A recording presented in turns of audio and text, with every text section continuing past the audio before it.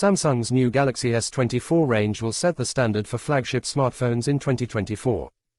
As the launch approaches, 3 key decisions reveal the future of the Samsung Galaxy. Those 3 critical decisions are around the core specifications, the chipset choice, and the launch window. How the handset runs daily, the ultimate performance, and when you can get your hands on one. The core specifications of the handsets. The Galaxy S24 will come with 8GB of RAM and either one 28GB or two 56GB of storage. The Galaxy S24 Plus will come with 12GB of RAM, and either two 56GB or 512GB of storage. The Galaxy S24 Ultra comes with 12GB of RAM and either 256GB, 512GB, or 1TB of storage. If we talk about performance, the Galaxy S24 family will feature a mix of the customized Snapdragon 8 Gen 3 for Galaxy from Qualcomm and the latest Exynos 2400 from Samsung.